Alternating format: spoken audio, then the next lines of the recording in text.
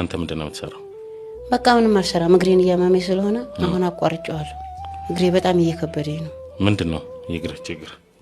በቃ ይሄ ኦፕሬሽን መሆን አለበት ይሄ ኦኬ ይሄ በጣም አብጧል ይሄ እግሬ ማለት ነው ሳስተኛው እንደዚህ ተንፈስ ይላል ውጭ ሀገር ራሱ ቀዶ ህክምና ይደረግና ብለው ነበር አቅመም የለኝም እዛ ድረስ እኔም ራስ የት ታከምከው?